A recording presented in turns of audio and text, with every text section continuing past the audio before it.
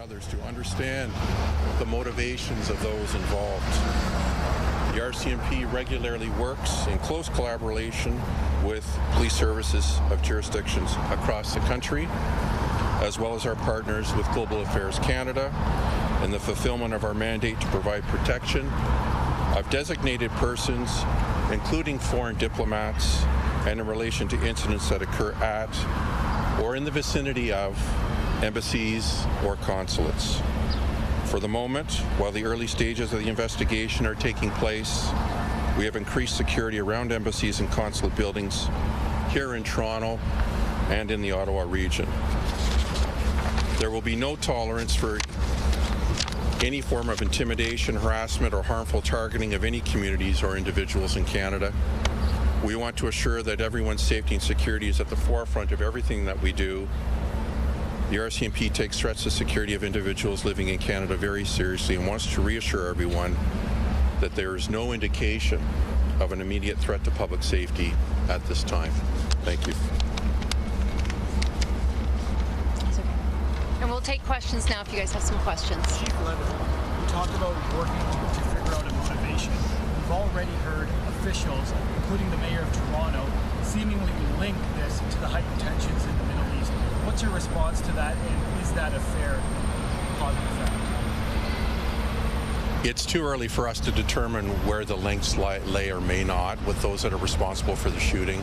That is obviously part of the active investigation, and we're just simply not in a position to comment on that any further. Chief, as this is a federal investigation, could you just speak to how that changes sort of the charges, the penalties, like how does that elevate, the seriousness of this? Section 83, which is the portion of the Criminal Code of Canada that deals with terrorism offences, if it's indeed determined to be that, is the mandate under which we operate as the National Police Service pursuant to our integrated national security enforcement teams.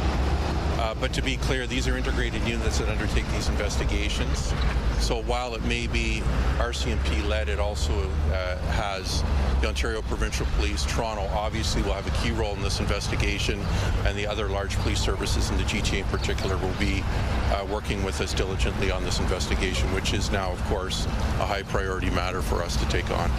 Deputy Chief, this does come after 3 shootings at synagogues in the city in recent days. Is there anything to suggest the incidents are connected, including you have recovered shell casings from both scenes, right, from some of the synagogue shootings and here? Will you be looking at whether they're the same? We definitely will be. Sorry. We definitely will be looking at any possible connections. Obviously, it is far too early in this investigation, but we do not look at them in isolation. We look at them collectively, and if and how there is something that is found in that to support that, then that will obviously color and direct how the investigation unfolds. But it is not lost on us that the city has unfortunately experienced similar types of events, extremely serious and very concerning shootings at synagogues, and this very much factors into how we will approach this matter as well. Sir, you mentioned there's evidence to suggest the shooting may have happened as early as 4:30 in the morning when you guys were called there at 5:30.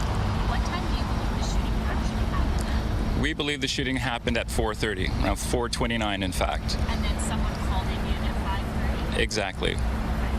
Or actually an officer was flagged down. So there was a gap. This is why when we share the time of the event, we would like people to be aware that that would be the time. If you were in this area, if you have dash cam footage, for instance, it would have been around 4:30 or so that we believe the incident to have taken place. Again, I'll state that it's early, so investigators are still piecing things together. But this is an early understanding of when we think the timeline may have been. And just to be flagged down police, was that someone who works at the consulate? I don't have that information to share at the moment. Did both individuals that got out of the vehicle, they both had firearms and both shot at the building? Is that your understanding? It's unfortunately because the investigation is still very active and early. I can't share that. I can tell you that there was a handgun that was discharged and that both individuals were involved in that discharge. And did bullets actually go through the front door? Can you maybe elaborate a bit on the damage? I haven't had a look myself or spoken specifically with anyone about the damage, but I can tell you, as most people would know, this is a heavily fortified building, very secure. The glass and the walls are reinforced, and so I don't believe that there was any penetration, if you will, of projectiles into the building. In fact, it's quite possible that people in the building would not have even noticed. That's how strong this building is behind me. So again, we're still piecing some information together, and as we're able to share more updates, we will do so. How many shots were fired? I can tell you that there were multiple shots fired. I don't have an exact number to share with you at the moment. More than one. Chief Levy, just what's the collaboration right now with US partners? Where does that stand, and what communications are there? What do you want to see? There's obviously formal communication going on with our U.S. counterparts, the FBI, the consulate itself here. We've had members at the consulate here this morning, along with Toronto Police, meeting with staff here and their senior executive to discuss the incident. Be rest assured, those conversations are also occurring in Ottawa between officials there and their U.S. counterparts at the embassy. Premier Ford was just speaking, and he mentioned something about how people need sleeper cells are operating in Canada right now. Is there anything you can share about any intelligence about incidents like this one or others that we're seeing being ordered from outside the country? Yeah, I don't have any information to provide at this time on any sleeper cells that may or may not exist in Canada. Suffice to say that our CSIS counterparts and the INSETs across the country are actively investigating matters such as this, and we will continue to do so. I think it's important that the public realizes that we've had a number of meetings and discussions already this morning with our federal counterparts, and that does include CSIS both here in Toronto region and at national headquarters, and they are tracking this incident very closely as well. When you mentioned stepped up security at consulates, do you just mean American consulates in Canada or other countries' consulates and embassies as well? Other consulates as well, including the Israeli consulate, will be seeing a change in the security posture here in Toronto, as well as Ottawa. Any other countries? Not that I'm prepared to speak to at this time. We'll be assessing that on an ongoing basis. But for now, the U.S. consulate and the Israeli consulate will see a change. So why did you choose those two consulates specifically? Well, I think it's fairly obvious based on the incidents that have occurred here in Toronto and elsewhere that these consulates deserve a heightened amount of vigilance and security at this time, in the hopes that we can bring the temperature down in the coming days and weeks. Has something like this ever happened before with the US Consulate? Shooting? Not in my memory. I can't recall us either investigating or becoming aware of a shooting here, Deputy. I cannot recall a shooting. I do recall many, many years ago a firebomb incident. We're going back a ways. I mean, it won't be lost on anyone that the U.S. Consulate is the site of many protests and demonstrations, as well as because of geopolitical events. The Israeli Consulate has seen a lot of gatherings, people assembling, expressing themselves. So that this would be a scene where something like this would be where the manifestation of frustration with geopolitical events would happen is not lost on us, but that might in part explain why this building is as secure and as fortified as it is. Do we know how many people were inside the building at the time of the shooting? I believe there were people inside at the time. I can't confirm that. However, as I was mentioning earlier, the building is so fortified, it's quite possible that people inside would not have noticed that there were shots. Pardon me, that there were shots directed at the front of the building. And are you able to confirm? I'm not sure how many shots based on the casing. So I'm afraid I'm not able to share that with you. I can say that it was multiple shots, and there were multiple casings. Last question, please.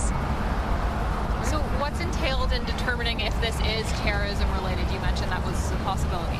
Well, it's definitely a national security incident because we had the U.S. consulate, after all, struck by gunfire. Whether it's a terrorist event or not, that'll be subject to the investigation that will be undertaken in the coming days and weeks.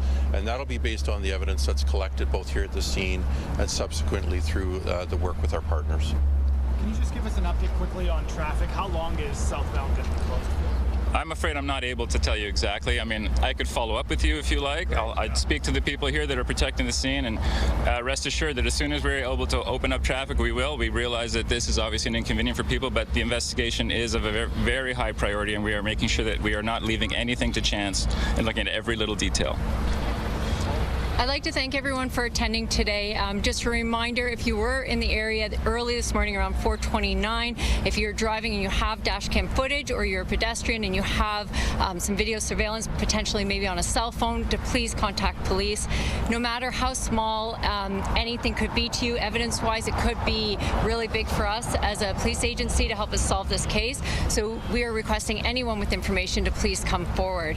We will be providing updates to the public when we can make them available. So we will share any updates for the investigation when they become available. Thank you everyone for attending. Thank you.